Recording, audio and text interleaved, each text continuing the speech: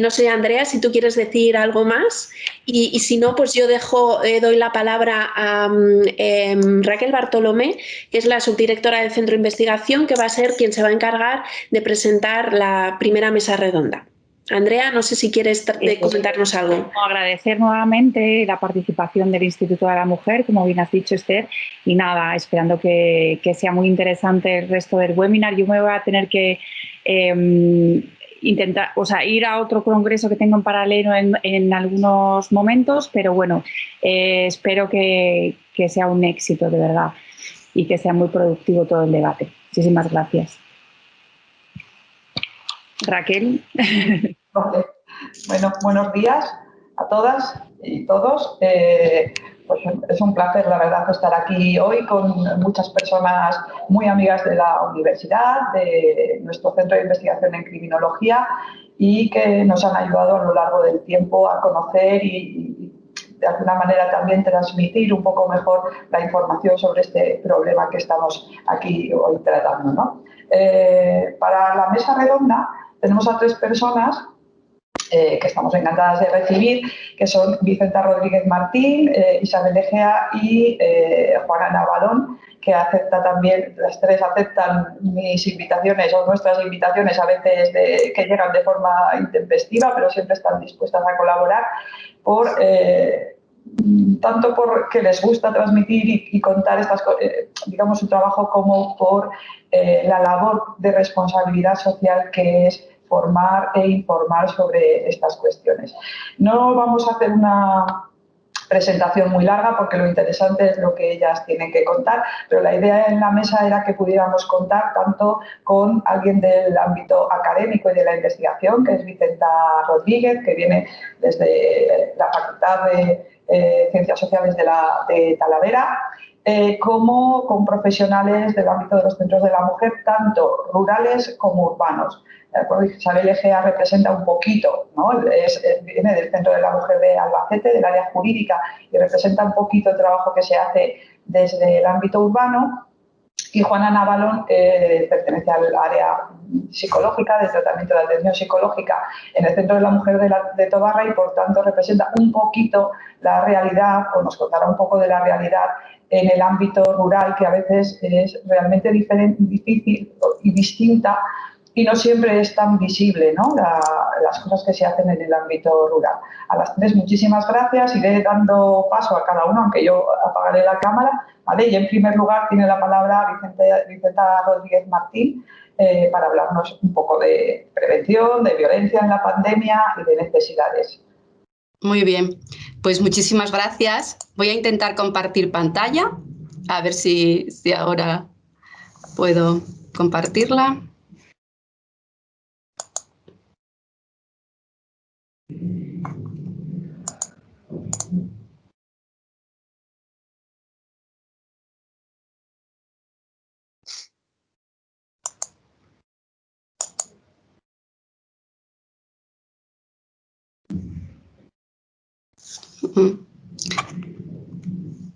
Vale. Creo que no comparto pantalla, ¿no? ¿No compartes pantalla? ¿Quieres enviarme la presentación? Si quieres te la puedo poner. Vale. Espera, mira a ver si se puede. Mira que lo hemos probado antes, ¿verdad? Sí, y antes funcionaba perfecto. Funcionaba perfectamente. Nada, estas son cosas del directo. Vamos a intentarlo una vez más y si no te lo mando. Consejo de Gobierno, no copiar. Vale, está aquí. Ah, mira, ahora sí. Ahora sí, perfecto. Sí, quienes no somos nativas digitales, tenemos una capacidad de adaptación y de aprender extraordinaria. Bueno, en primer lugar, para mí es un placer estar aquí en esta mesa. Sí que compartimos, pero yo no la veo, mi pantalla. ¿Me estáis viendo la pantalla? Ahora se ha vuelto a ir. Claro. Funcionaba perfectamente, pero se ha ido. Vale, bueno, lo intentamos una vez más, Esther, y si no, te lo mando. Perfecto. Ahora se ve como que estás compartiendo. Es verdad que no se carga la pantalla. La pantalla no se carga. Vale, no pasa nada. Mándamelo, eso es. Me lo he mandado yo antes al correo, por si acaso tenía que hacer así sin entrar ni salir. Eso sí, cuando me lo mandes, dale a lo de quitar, compartir Sí. para... Vale. Es que luego tenemos una mañana de tormenta y de lluvias que para las redes no son buenas. Vale. Listo. Bien. Esther, ya te lo he mandado. En primer lugar, muestro mi agradecimiento por estar aquí hoy. La primera presentación era unos hilos, ¿no? Que cómo tejemos las mujeres desde la sororidad, en este caso desde la directora y la subdirectora del Centro de Criminología de Castilla-La Mancha y la presidenta de FIADIS al hacer esta propuesta, y cómo también nos sumamos desde esas alianzas de sororidad, tejemos, apoyamos y construimos desde nuestros trabajos y desde nuestros compromisos académicos y sociales, construir una sociedad más igualitaria entre hombres y mujeres. En primer lugar, también agradecer y estar con mis compañeras de mesa, que para mí es un placer estar con ellas porque hemos departido en muchos otros espacios. El punto de partida en el que voy a articular mi intervención, y yo creo que voy a seguir un poco con la línea que ha planteado la responsable del Instituto de la Mujer, Nuria Cogolludo, es abrir la mirada a otras formas de violencias. No solo me voy a centrar en la violencia de género en la pareja o expareja, sino que anoche, cuando le pregunté a Raquel quiénes eran el perfil de personas asistentes y me dijo alumnado, y yo he trabajado mucho otras manifestaciones de las violencias de género en población joven, pues me permití cambiar esa presentación. El punto de partida, insisto, va a ser daros algunas líneas de lo que son las violencias de género, pero partiendo de las desigualdades estructurales que existen. Por tanto, sí que me plantearé algunos minutos de lo que es un análisis de la pandemia desde la perspectiva de género, porque si queremos avanzar en igualdad tenemos que retroceder en violencias, pero haciendo visibles las desigualdades. Si no hacemos visibles las desigualdades y abordamos esas desigualdades y solo atacamos a las violencias, pues creo que el camino es más lento. Y por otra parte también, porque hablar de violencias de género y hablar de desigualdades de género, en el fondo es hablar de vida, es poner la vida en el centro, de cómo toda esa desigualdad estructural y su cara más lesiva, que es las violencias, afecta a la vida de las mujeres, pero también de todas las mujeres, y yo creo que también en una mirada más amplia de todos los varones. Por ello, en mis líneas de trabajo, el objetivo simplemente es marcar la reflexión y, por otra parte, estructurar en tres líneas de esa reflexión. Lo que es la perspectiva de género en el análisis de la pandemia, lo que son las violencias sexuales, ciberviolencias y trata sexual. Y por el último punto, como yo ya llevo mucho trabajando y ya queda bien aquí como decir de muchas personas que estáis asistiendo a este curso, no habéis nacido cuando yo empecé a trabajar, porque empecé a trabajar en el año 95, pues siempre que puedo hago esa tarea de sensibilización y de adherir al compromiso proactivo feminista que estoy un poco gestionando o implicando. Esther, no sé si puedes, no recibo yo la presentación, ¿lo estáis viendo? Sí, se está viendo. Vale, pues es que yo no sé yo no os veo, no veo vuestra presentación, entonces... Conforme me voy más o menos Vale. contigo. Vale, pues entonces hablar de la pandemia de género pues es hablar en primer lugar de un fenómeno global, de algo universal, igual que la violencia de género, que tiene particularidades nacionales pero que tiene vivencias personales y familiares. Y es una oportunidad, según la ONU, de centrar las desigualdades de género y cómo las políticas públicas en todos los ámbitos institucionales tenemos que poner esas desigualdades en el centro para poder avanzar en igualdad entre varones y mujeres. Hablar igualmente de la triple dimensión de la pandemia, como es la dimensión económica, como es la dimensión sanitaria, pero también es la dimensión social. Y en este sentido, aquí hay 4 ejes importantes a la hora de hacer visible lo que es las violencias de género. Por una parte, lo que es la centralidad de los cuidados, la sobrecarga de trabajo sanitario y en el que estamos las mujeres, la precariedad laboral y el aumento del riesgo de las violencias de género. Bien, centrándonos en el primer punto, yo creo que tenemos que quedar claro que quienes más ha afectado a la hora de estar en primera línea en la pandemia han sido a las mujeres. El 70% del personal del sector social y sanitario han sido mujeres. ¿Por qué? Porque desempeñamos tradicionalmente lo que se denominan las profesiones feminizadas, las que están vinculadas a los cuidados, tales como la sanidad, la educación, la provisión de alimentos, cuidados a personas mayores. Entonces ya tenemos aquí una primera desigualdad en el cómo la pandemia nos ha afectado en función de los trabajos que tradicionalmente desempeñamos. Por otra parte, la centralidad en las tareas de cuidado. Quienes mayoritariamente cuidamos, quienes mayoritariamente nos ocupamos de las tareas de la casa con todo lo que ello implica, además de estar presentes en el espacio público, somos las mujeres. Por tanto, este espacio de pandemia en el que hemos tenido que hacer compartimentos con nuestras vidas públicas y privadas en los mismos espacios. Actualmente estamos llevando a cabo una investigación de cómo aquí en Castilla-La Mancha estos modelos de socialización pueden tener incidencia o han cambiado durante la pandemia, es decir, cómo han sido estas estrategias de conciliación. Y cuando hablamos de igualdad y cuando hablamos de que efectivamente los varones participan en la casa, pues siempre quienes estamos en el ámbito académico nos vamos a los datos. Recientemente hacíamos una investigación en relación a cómo eran el reparto de las tareas en las familias y hete aquí tú, que estos son datos del 2020, en una muestra de 800 jóvenes de Castilla-La Mancha, en que preguntábamos cómo se distribuían las tareas y fijaos cómo he marcado en marrón y en rojo la desigual distribución entre hombres y mujeres a la hora del desempeño de tareas domésticas y con el impacto que esto tiene en el aprendizaje de la igualdad y de la desigualdad en sus criaturas. Pues realmente el padre solo tiene asignadas algunas tareas en el 51% de los casos. Y por el contrario, es mi madre quien realiza todas las tareas domésticas, casi siempre en un 40,9%. Vamos a ver, insisto, cómo esto se va a teñir en tiempos de pandemia, pero ya realmente aquí tenemos una diferencial distribución y por tanto también un importante aprendizaje desigual de lo que son los roles tradicionales masculinos y femeninos y cómo nosotros y nosotras a través de nuestros modelos socializadores tenemos impacto en nuestros hijos e hijas. E igualmente, otra desigualdad que también ha sido visible en las pandemias ha sido lo que es el teletrabajo o las ocupaciones de las mujeres, ¿no? Como las mujeres, al tener también más oportunidades por los nichos laborales que ocupamos, hemos tenido más oportunidades de trabajar o teletrabajar.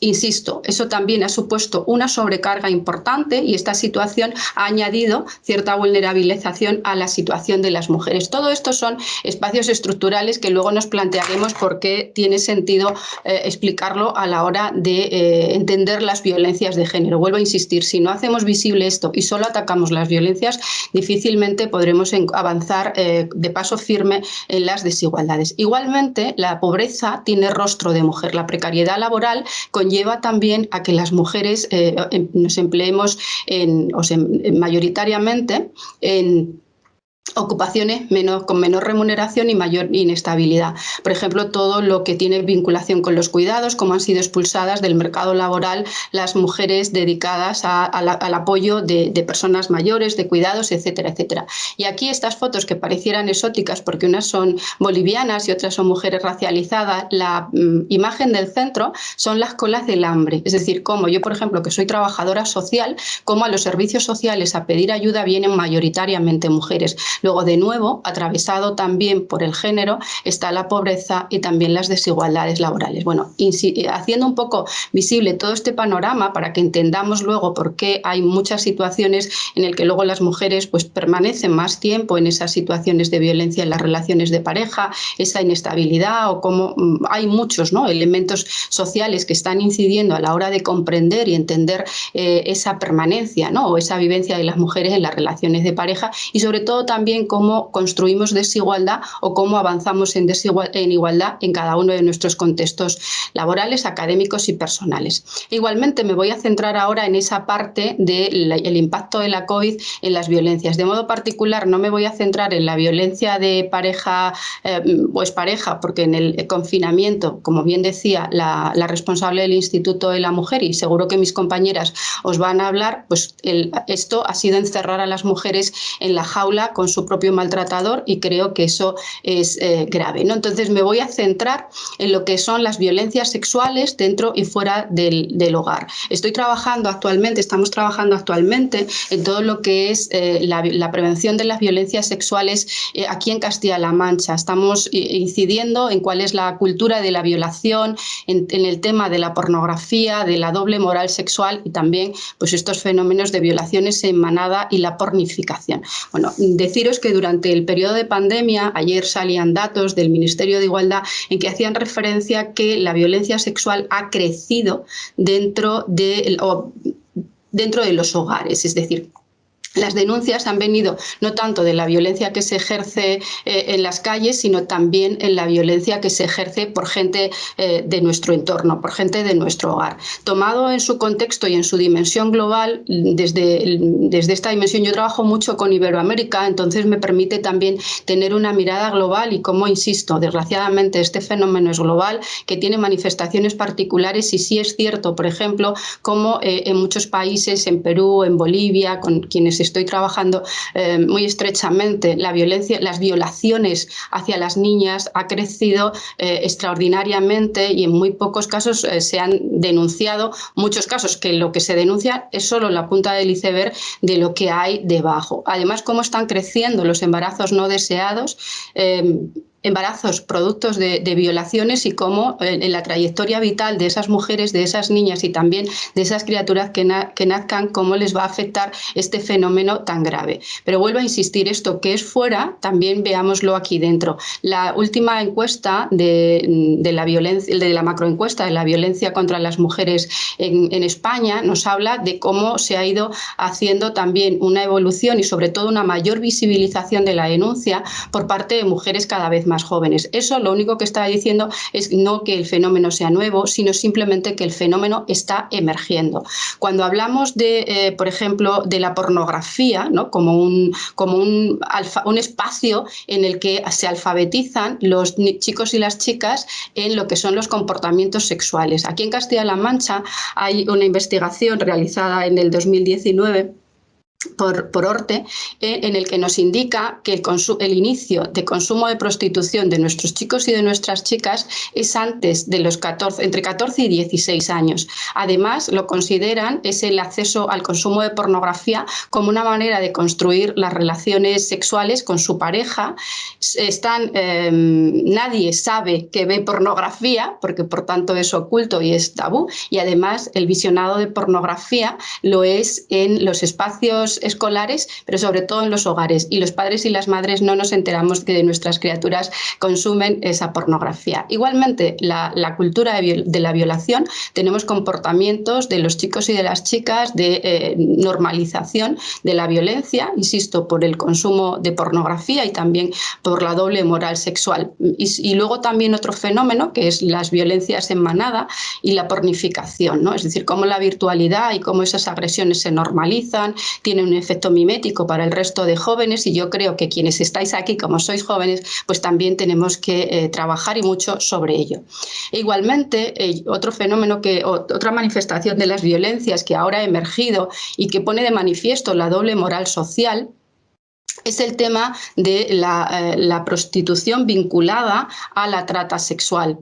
Existe trata sexual porque hay demanda de prostitución. Es cierto que podemos establecer distintos debates en torno a la conceptualización y posicionamiento, pero bueno, yo que soy feminista comprometida y que he hecho mucha intervención en países de origen, he trabajado con mujeres y niñas que son traficadas tanto dentro de su país como aquellas que vienen aquí a ser consumidas, pues indudablemente es una manifestación de las violencias de género. Bueno, pues en la etapa post-COVID, los clubes, que los he puesto aquí todos señaladitos con el COVID, las han expulsado a las mujeres, y de ahí que las políticas públicas, y en este caso Castilla-La Mancha, ha tenido que dar respuesta a esas mujeres, pero la prostitución, la demanda de prostitución no se ha reducido. Lo que ha exigido es que se lleve a cabo en distintos lugares. Es entonces como han proliferado y mucho todos los pisos en los que los puteros han ido a consumir a esas mujeres. Por tanto, creo que también la trata sexual, de modo particular con mujeres y niñas en países empobrecidos y también en nuestros propios países, porque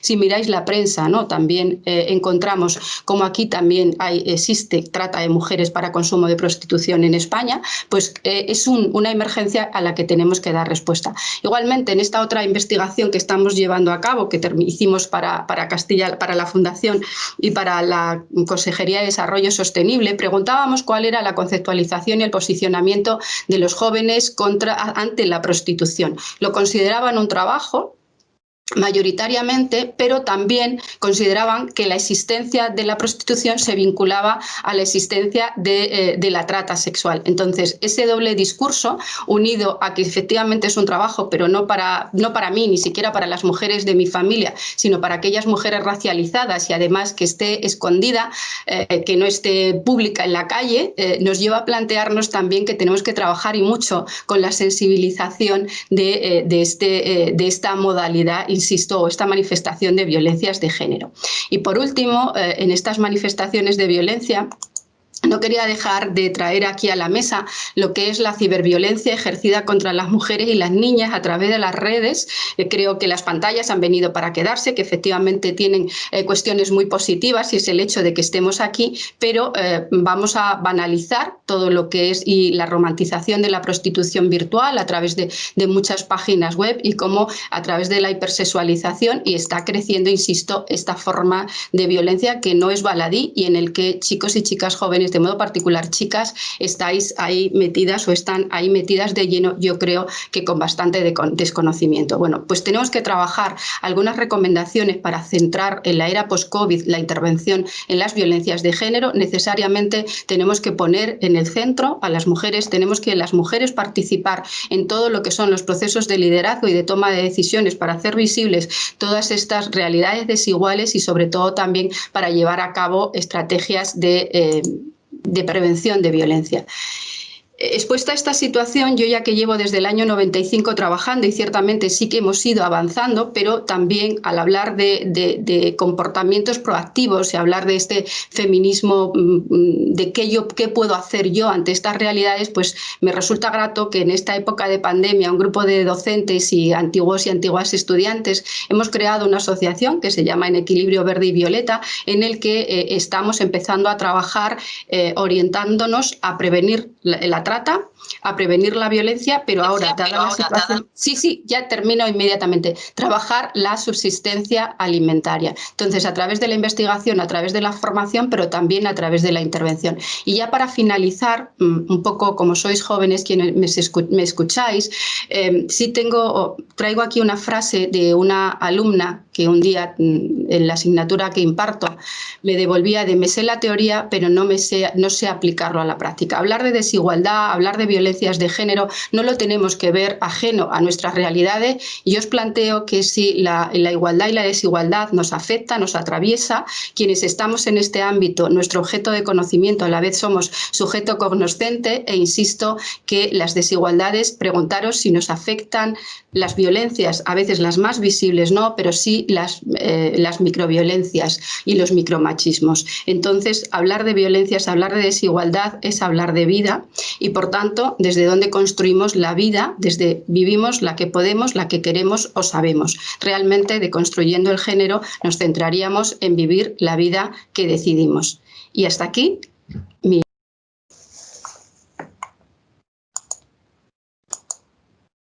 Muy bien, muchas gracias, Vicenta. Yo creo que no hemos sido nosotros las que hemos abierto el micrófono y te has tenido que dar un poquito más de prisa porque, bueno, dentro de lo que cabe vamos bien de tiempo. Muchísimas gracias por tu intervención, también por dar una visión tan amplia, ¿no?, de todos los temas que podríamos abordar y que realmente no hubieran dado tiempo en 15 minutos, poco más, en 20 minutos, ¿no? Que es muy de agradecer y que seguro que para nuestras y nuestros estudiantes ha sido muy enriquecedor y también una forma diferente de plantearse las violencias y las desigualdades que a veces se discuten en clase, ¿no? Y hay muchas dudas y muchas dificultades para llevarlo después al terreno de cada uno de su entorno. Así que a continuación vamos a dar la palabra a Juana Navalón, que está en Tobarra, en el Centro de la Mujer de Tobarra, que nos va a hablar un poquito desde la perspectiva de la atención psicológica a las mujeres víctimas de violencia de género. ¿Estás, Juana? Sí. Muy bien. Hola, buenos días a todos y a todas.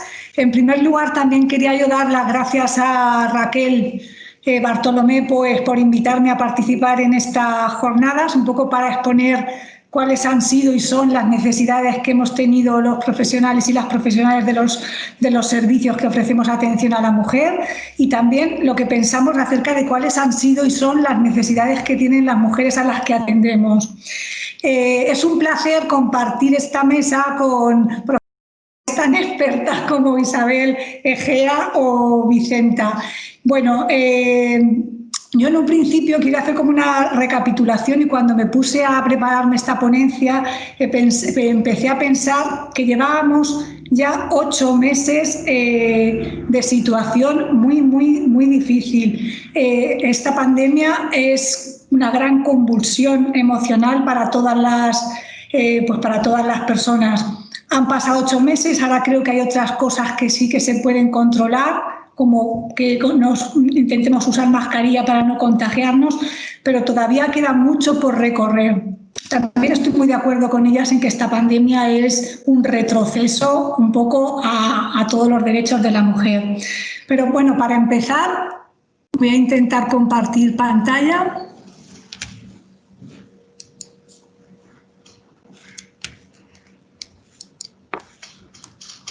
Vale. Muy bien, ya se ve. Se ve. Bueno, en principio deciros que fue muy difícil cuando nos enteramos de que nos iban a confinar, de que íbamos a empezar desde cero. Nosotros nos juntamos todos los profesionales del Centro de la Mujer. Mi compañero Jesús es el técnico de empleo. Isabel, que es la coordinadora del Centro de la Mujer y es trabajadora social, y Asun, que es la abogada. Y esta soy yo. Nos sentamos un poco en una mesa con una distancia de seguridad, sin tener todavía mascarillas, pero nos sentamos sin saber un poco qué iba a pasar. No sabíamos por dónde ir, qué planificar, de qué forma íbamos a actuar, pero bueno, la presencia de los compañeros, el estar en grupo nos daba una fuerza, nos daba un poder y nos generaba una seguridad a los profesionales y un poder crear ciertas expectativas de hacia dónde ir. Esta diapositiva un poco narra el área psicológica, que es la que yo llevo. Después de tanto cambio tan brusco, tan de repente, al principio me sentía como desprotegida, sin recursos, con muchos miedos, con medios regulares y no solamente miedo al contagio, sino miedo a cómo se iba a empezar a intervenir ahora con las mujeres a las que atendíamos. Después de este periodo de aturdimiento, donde uno está paralizada, donde uno está que no sabe qué hacer, como cualquier proceso psicológico complejo, pues empecé a pensar, venga, ¿qué podemos hacer ante toda esta situación?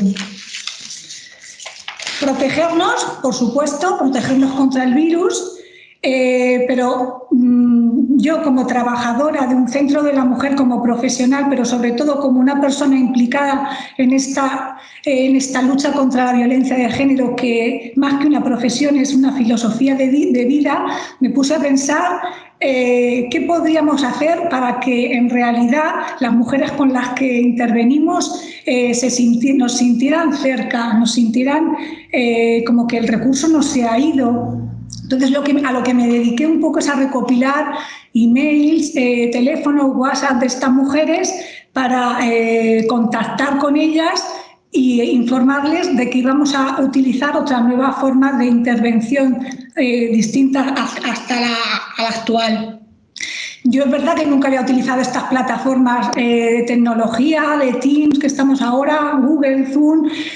Nuestros ordenadores, aunque eran muy nuevos, estaban poco preparados, no tenían las herramientas principales para trabajar, y entonces la verdad que las mujeres también preferían el contacto bien a través de videollamadas, a través de WhatsApp sobre todo, y a través de emails. La verdad que la mayoría de las mujeres que están en la población rural, pues pocas disponen de ordenadores, incluso a veces las pedanías en las que trabajamos, pues no hay cobertura, no llega bien la señal y tal.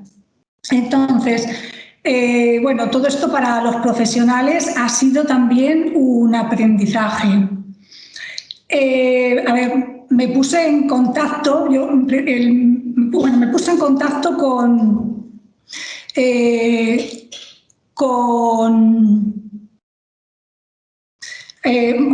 no sabía si la intervención que se iba a realizar con las mujeres a través de online iba a ser provechosa o no, porque hasta ahora la intervención psicológica siempre ha sido presencial. Desde la facultad siempre nos han dicho que lo principal es establecer un buen rapport con las pacientes, con las usuarias. Sin embargo, yo tengo que decir que una intervención online de vez en cuando no es algo incluso bueno. A mí me sorprendió que ciertas mujeres que habían pasado violencia física muy grave, eran capaces a través de las videollamadas o de las llamadas telefónicas de expresar circunstancias que en otras ocasiones no nos habían expresado directamente. Con lo cual, eso es un buen dato. Porque el estar, por ejemplo, en su casa, pues para ellas les creaba una cierta distancia que les permitía exponer situaciones graves que nunca habían expuesto.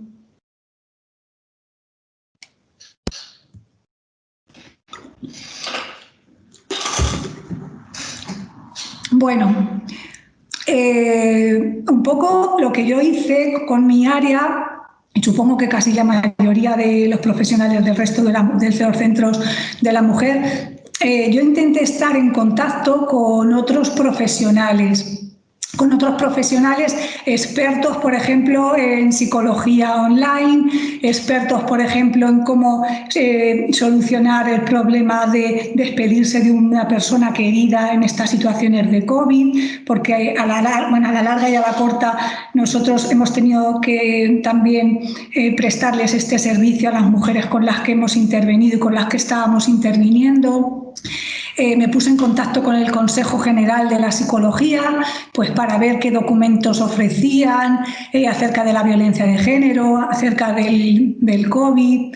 Me puse en contacto con un grupo de profesionales que también estudió cuando yo y que también me proporcionaron muchísima información, y compartimos enlaces de cómo también atender a aquellas mujeres que hayan pasado por víctimas de violencia o que estaban trabajando en la atención sanitaria y que se estaban enfrentando a unas situaciones muy complejas en el tema de ver cómo muchas personas perdían la vida en poco tiempo. Entonces, todos estos profesionales para mí han sido un eje muy importante con los que yo les agradezco la ayuda. Para mí también ha sido muy importante a nivel personal y profesional, pues en estos momentos de tanto balance emocional, centrarme en empezar un poco a meditar.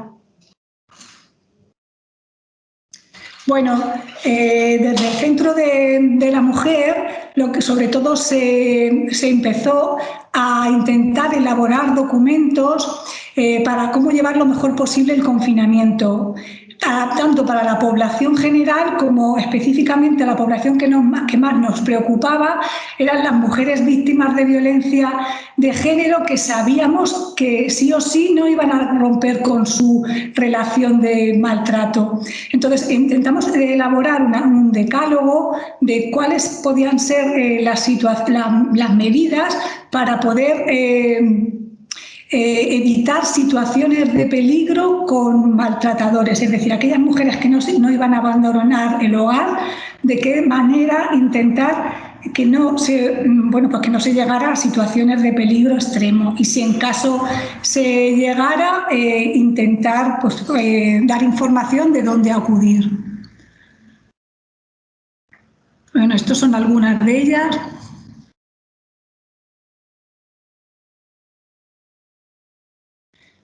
En realidad, los mensajes que queríamos darles a las usuarias es: a lo mejor no es un buen momento como para salir afuera, que sí que lo era para aquellas que estuvieran en una situación de peligro, pero sí que también es un buen momento de observar, por ejemplo,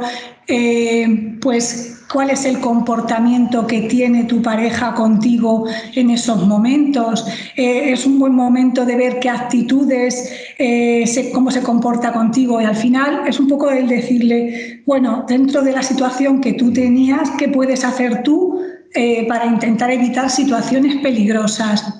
Pero, por supuesto, si las situaciones peligrosas se daban, pues había que salir, y los teléfonos y la atención se ha prestado desde los centros de la mujer, como el resto de recursos, presencial o telefónicamente, pues todo el tiempo. Bueno, lo que yo quería decir es que sí que hay una gran diferencia entre cuáles eran las barreras antes del COVID para que una mujer abandonara una relación de pareja basada en la dominación. Las barreras principales, yo pienso que estaban, o será porque llevo el área psicológica, pero al final de casi todos los miedos que tienen las mujeres son miedos personales. Es decir, el estar con una pareja abusadora durante un tiempo te hace tener sentimientos de culpabilidad si abandonas la relación, te hace tener dependencia emocional, te hace sentir una esperanza de que el maltratador va a cambiar, de que nosotros vamos a tener las herramientas posibles para que sea la persona con la que yo me he casado, con la que era al principio. Ciertos problemas que la mujer se enfrenta, como la indefensión aprendida o la baja autoestima o el estado bajo de ánimo, todos estos miedos son los que yo creo que eran las barreras principales para alejarse de una relación basada en el abuso. Hay que decir también que es muy importante que, aparte de trabajar con estas mujeres que estaban en su casa con relaciones de pareja malas, también se ha contactado muchísimo durante todo este tiempo de confinamiento y de estos 8 meses con aquellas mujeres que, si bien no vivían con una persona que ejercía un maltrato físico, sí tenían relaciones de pareja malas, sobre todo que tenían una gran dependencia emocional y que tenían un concepto del amor basado en el control o en los celos. O sea, pues nos hemos puesto en contacto muchísimas veces con ellas, pues para transmitirles información de lo que son relaciones sanas, de lo que son relaciones basadas en la libertad y en el respeto, y dándole una especie de información y psicocápsulas de que te quieren bien cuando el amor es un tema de alegría, no cuando es un tema de tristeza, cuando te hace sentir mal. Tras el virus, tengo que decir, bueno, pues que en realidad el quedarte en casa para las mujeres víctimas de violencia de género, además de la situación de del peligro de contagiarse por el virus, nosotros lo que hemos percibido es que, claro, se metía la mujer en una situación de aislamiento total, de máximo control por parte del agresor, con lo que suponía un acorralamiento las 24 horas del día, con el discurso de adiestramiento que a él le interesaba. lo cual producía en las mujeres, o produce, estamos viéndolo, mucha más sumisión.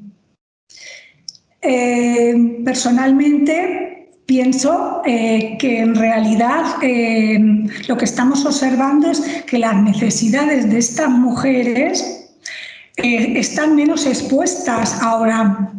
Es decir, a ver, con el COVID la mujer pienso que se ha replegado hacia su casa, hacia no expresar realmente lo que necesita.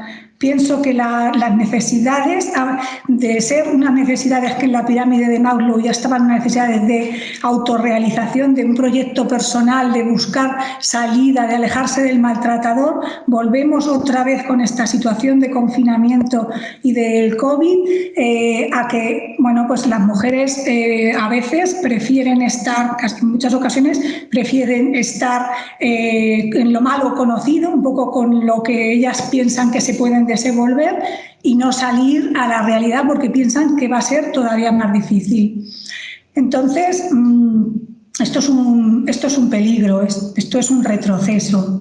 Por otra parte, lo que observamos es que, bueno, pues aparte de la difícil visualización actual, las mujeres rurales tienen pues más aislamiento, como lo que decía, poca tecnología, poco internet, y las mujeres con las que nosotros trabajamos en general tienen unos mandatos de género muy altos, se sienten como muy cuidadoras de sus hijos o de las personas dependientes a las que cuidan.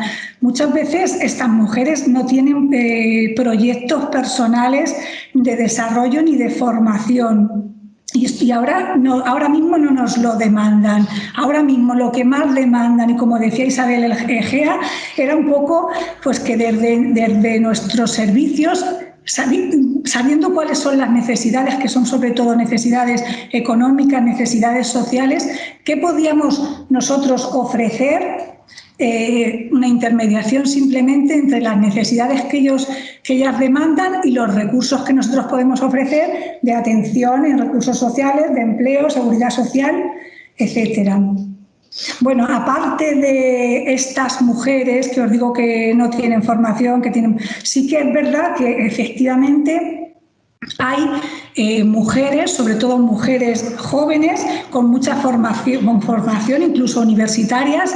Hay mujeres que sí que tienen recursos económicos y que esas mujeres que sí que tienen recursos económicos tampoco se alejan de las relaciones de pareja violentas. Nosotros, el equipo del Centro de la Mujer, estos días hablábamos un poco de las similitudes que tiene el COVID con la violencia de género. El COVID es un problema sociosanitario, igual que la violencia de género. El COVID es una situación por la que estamos pasando, en la que se pierden vidas, igual que la violencia de género. Y este es un mensaje de ánimo que quiero mandar. Las mujeres, que el COVID, de la situación que saldremos seguro, en el COVID estamos esperando que alguien nos resuelva cómo salir de esa situación. Sin embargo, en la violencia de género, y ese mensaje que quiero dar sobre todo a las mujeres que están en esa situación, la violencia de género no depende, el salir de una situación de violencia de género no depende de que alguien invente una vacuna, depende de nosotras mismas. Entonces, tenemos que hacer conscientes a las mujeres de que de esta situación, aunque piensen que es muy difícil, que es difícil, sobre todo por sus barreras personales, se puede salir y que ellas tienen mucho poder como para abandonar este tipo de relaciones. Y bueno, en definitiva, decir que toda esta situación de la pandemia, como ha dicho Vicenta, es en general un retroceso a todo el proceso de la igualdad, porque de nuevo vemos pues, que las mujeres tienden a, si tienen que abandonar a alguien el trabajo, tienden a quedarse en la casa ellas o a intentar compatibilizar la vida personal y familiar. Y eso en realidad no es un buen dato, ¿vale? Y hasta aquí mi intervención. Jesús. Muy bien, muchas gracias. ¿Alguien tiene abierto los micrófonos? Hay que cerrarlos para que no haga... ¿Vale? Muchas gracias, Juana. Hemos visto, vamos, en esta mesa una variedad enorme, ¿no?, de los elementos que influyen tanto en la desigualdad que está en la base de todos los problemas de violencia de género, también de la violencia sexual, que quizás no era algo en lo que habíamos pensado tanto cuando un poco pensamos en la temática de la mesa, pero que ha quedado de manifiesto y es muy importante, de hecho, que se haya puesto de manifiesto.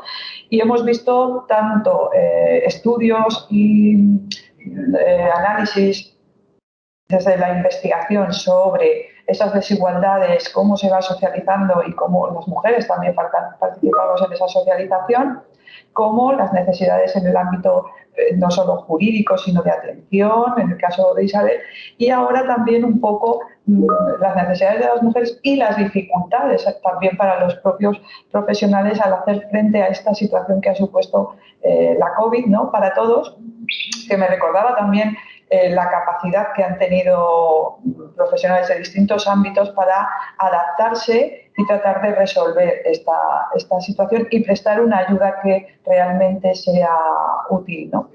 Tenemos muy poquito tiempo para preguntas, pero si alguien quiere preguntar algo o algún interés específico, yo tendría muchas, pero vamos, para mucho tiempo, vamos a tener que hacer otro seminario, otro webinar con más tiempo para cada uno de los temas, pero si alguna de vosotras quiere decir algo más o alguien quiere hacer alguna pregunta o algo que tenga un especial interés en conocer. Juana, no te voy a dar la palabra, pero no porque no quiera darte la palabra, sino porque hay otra preguntita. Hay muy poquito tiempo, pero hay una pregunta. Raquel, simplemente una cosa que yo creo que es interesante de las pantallas. Vicenta, que no te había visto. Me meto y lo siento, Juana, pero tengo que decirlo, porque los cambios de relaciones ahora en las parejas jóvenes está ofreciéndose una manera distinta de relacionarse, ¿no? El cortejo virtual y, por otra parte, también la banalización de todo lo que es el consumo sexual, la pornografía. Hemos visto cómo el Pornhub, ¿no?, hacía gratuito como una medida de generosidad para que todo el mundo accediera al cuerpo de las mujeres para ser consumidas a través de la pornografía. Creo que se tiene que incidir mucho en educación de cara a prevenir y de cara a generar estrategias de modelos relacionales saludables, tanto de la sexualidad como de relaciones de pareja entre hombres y mujeres. Insisto que las emergencias, los datos nos vuelven a situar en unos nuevos escenarios de relación y con un impacto muy diferencial en hombres y mujeres. Entonces creo que también estas tecnologías nos apelan a que podemos contribuir desde la academia y desde la sensibilización y la intervención de los centros. Simplemente eso. Muy bien, totalmente de acuerdo. Además, es verdad que tendemos a pensar en los jóvenes como nativos digitales, pero una cosa es hacer uso y otra cosa es saber hacer un buen uso. Y ahí hay una distancia, una brecha que todavía tenemos que saltar, bueno, que superar de alguna manera, y que hace falta mucho, insistir mucho y trabajar mucho para que el uso sea realmente respetuoso, digamos, adecuado, sano, y que no se puede simplemente dejar en una cuestión puramente técnica el uso que se hace de la tecnología. La tecnología sí es técnica, pero lo que nosotros hacemos con la tecnología ya es un producto humano y, por tanto, hay que también aprender a usarlo, igual que las redes sociales, etcétera. Muy bien, muchas gracias, Vicenta. Juana, ¿querías comentar algo?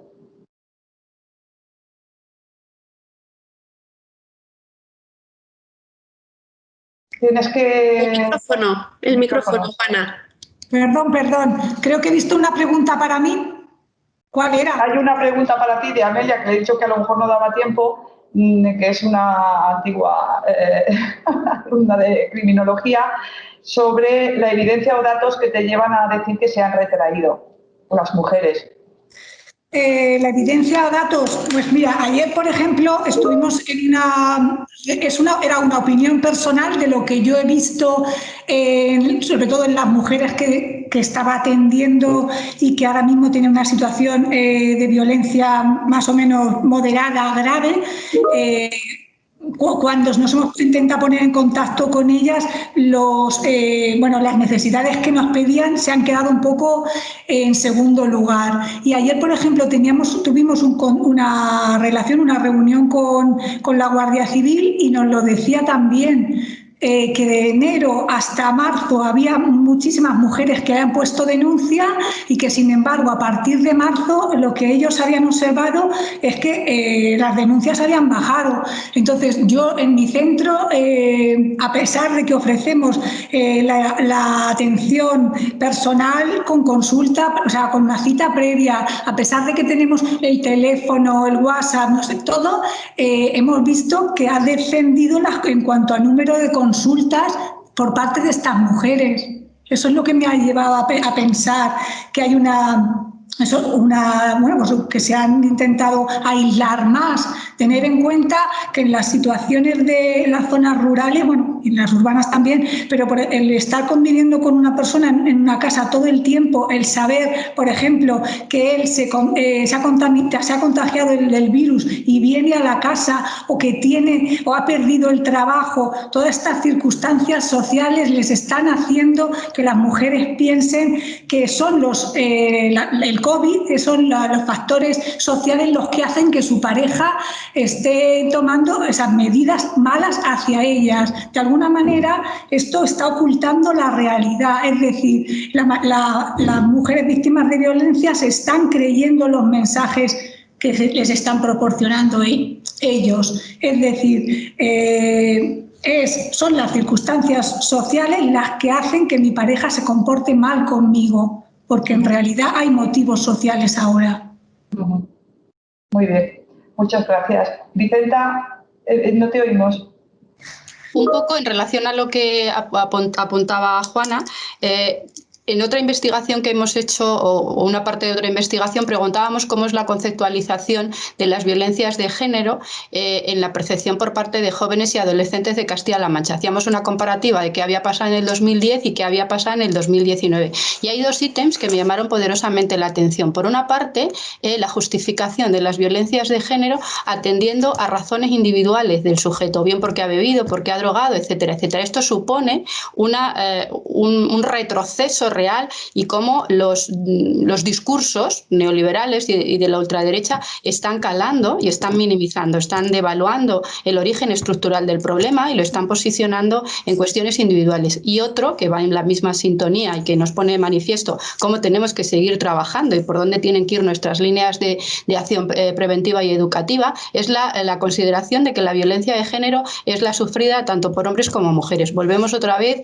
a la apelación a cuestiones individuales y nos alejamos de datos estructurales o de explicaciones estructurales. Yo creo que un poco aquí va en sintonía con lo que en el día a día de las mujeres experimentan, se creen y lo tienen internalizado. Ellas son adultas, pero también la población joven, reitero, ha habido un retroceso, y yo creo que desgraciadamente no nos vamos a jubilar, o nos vamos a jubilar, y la igualdad todavía no será una realidad real. Muy bien, estamos en un debate muy interesante que nos gustaría continuar, pero bueno, tenemos que dar paso a la siguiente mesa y seguro que tendremos oportunidad porque volveremos a hacer alguna cosa y podremos debatir ampliamente sobre todas estas cuestiones. Muchísimas gracias, y también a todos los que han asistido y que nos han escuchado durante este rato que hemos estado en esta mesa. Y continuamos con otra que también va a ser muy interesante. Doy paso a Esther para que siga adelante. Muchísimas gracias a las ponentes, a Raquel, por moderar toda la sesión. Creo que lo que queda de manifiesto es la necesidad de seguir debatiendo, y bueno, pronto propondremos otro foro porque creo que se ha quedado mucha gente con ganas de hablar, de responder, y bueno, queda patente la necesidad de que se necesita más.